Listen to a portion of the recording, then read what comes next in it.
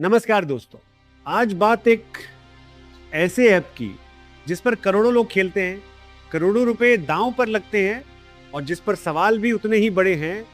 Dream 11, जिसे कभी skill game कहा जाता है, कभी सट्टा, और अब सवाल ये है क्या ड्रीम 11 फिर से अनबैन होने वाला है। आज की इस वीडियो में हम बात करेंगे dream 11 unban news, Ashwini Vaishnavi का रोल, सरकार और कोर्ट की असली स्थिति, और सबसे बड़ा सवाल, आम आदमी का नुकसान किसे हो रहा है। दोस्तों, ड्रीम 11 पर बैन अचानक नहीं लगा। देश के कई राज्यों में लोगों ने शिकायत की कि ये गेम नहीं, जुआ है, युवाओं की लत बन रहा है, घर बिक रहे हैं, कर्ज बढ़ रहा है। कुछ राज्यों ने कहा ये स्किल नहीं, ये बेटिंग है, और ड्रीम 11 जैसे प्लेटफॉर्म्स पर कानूनी कार्रवाई शुरू हो गई।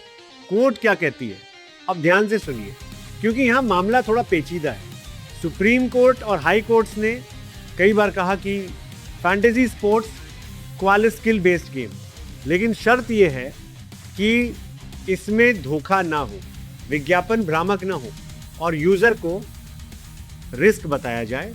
मतलब साफ है, कोर्ट ने ड्रीम 11 को पूरी तरह हरी झंडी नहीं दी, बस ये कहा कि सही तरीके से चलाओ। अब आते हैं अश्विनी वैष्णवी पर। सूत्रों के मुताबिक अश्विनी वैष्णवी उन लोगों में शामिल हैं जो फैंटेसी गेमिंग के कानूनी ढांचे पर काम कर रहे हैं, यानी बैन हटे या ना हटे, लेकिन एक सख्त कानून आए ताकि यूजर का शोषण ना हो। यहीं से अनबैन की चर्चाएं तेज हुई हैं।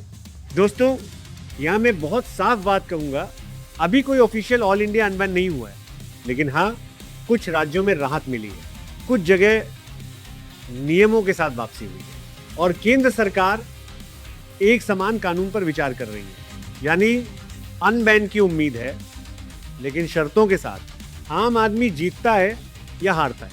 अब असली सवाल, अगर ड्रीम 11 सच में सिर्फ स्किल है तो 90% लोग हार क्यों जाते हैं, करोड़ों जीतने वाले कुछ ही क्यों?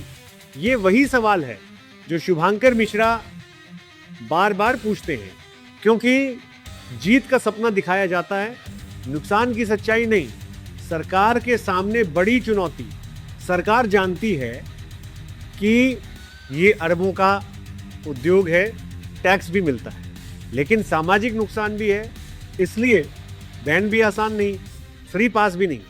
शायद आने वाले समय में लिमिट लगे, उम्र सीमा तय हो और विज्ञापन पर सख्ती हो। दोस्तों, अगर आप ड्रीम 11 खेलते हैं तो याद रखिए, ये कमाई का जरिया नहीं, ये मनोरंजन भी जोखिम के साथ है। और अगर आप उम्मीद लगाए बैठे हैं कि अनबैन होते ही सब ठीक हो जाएगा, तो ज़रा रुककर सोचिए कि ड्रीम 11 अनबैन होगा या नहीं।